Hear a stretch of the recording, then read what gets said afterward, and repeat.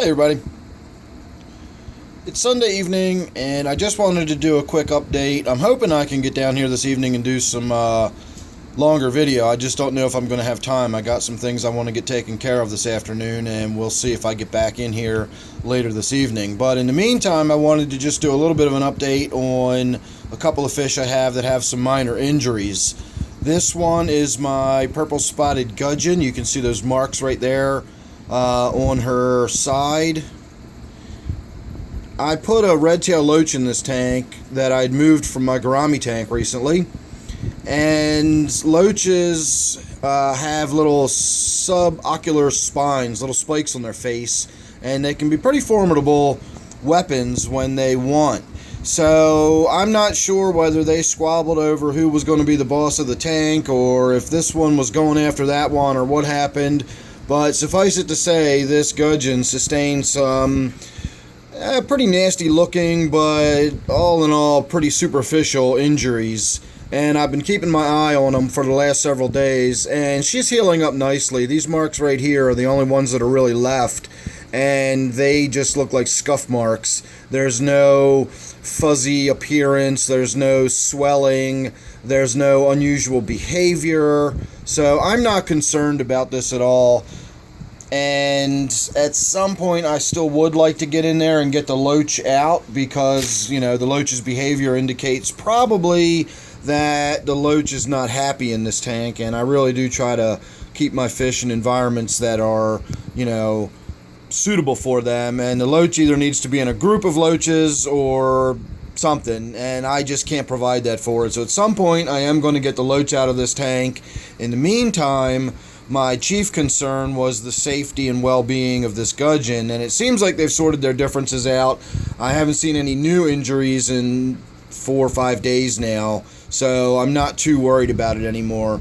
I will say it's kind of interesting. It's not really coming out on video, but if you can kind of see that little light curved line, that's the mouth of the little South American bumblebee catfish I've got in there. And the little light line you can kind of see right here just up above it is a marking right by its pectoral fin. I'm sorry, its dorsal fin. Sort of goes from pectoral fin to pectoral fin right across the dorsal fin on the back. So I see that one more often now, but it's hidden down there in that dark corner. So we'll see how that plays out. That can spend the rest of its life there as far as I'm concerned. My real concern for this tank was the safety of that gudgeon, and that seems like it's going to be okay. So moving along, we're going to come around here over to my aforementioned gourami tank, and my larger of the two Moonlight Gouramis I have in this tank, my old girl in here, she's about 5 now, and I noticed some marks on her. You can see that one just sort of above and behind her eye, and she's got some on her other side, not in exactly the same place, but very similar, just above and behind the eye. And I was not sure what that was when I first shot the video, but I watched it for a day or two, and I'm pretty sure that's just some little knock marks. She banged into something or something, you know, a little equivalent of a scraped knee, effectively, I think somebody said. And I think she's going to be fine too. It's been a couple of days. They look like they're healing up nicely. No fuzziness, no abnormal behavior, no swelling. You know, all the normal things you would look for signs of infection, either bacterial, viral, or fungal. And I don't see signs of any of them. So, likewise, not too worried about what's going on with this tank either. I will also say, on a side note, now that we're getting a little bit more maturity on these pearl gouramis that I put in here, there's no mistaking. I lucked out and I got 2 females that we can see over here. And if you will see, this one has the much more vibrant breast, that orange breast, and the longer anal and dorsal fins. This one is clearly a male.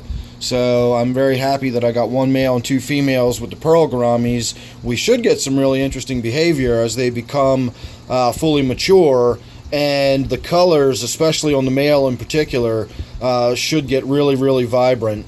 I never had any success with the pearl gouramis before. I always chalked it up to my water, but I think it probably had more to do with my opaline gourami and my gold gourami than it had to do with my water. So now that we're down to just the Moonlight being the large gourami in this tank, she's pretty laid back. She's not really aggressive. The only time you see her fussing around really is when she's chasing the other new addition, the smaller Moonlight Gourami in the tank.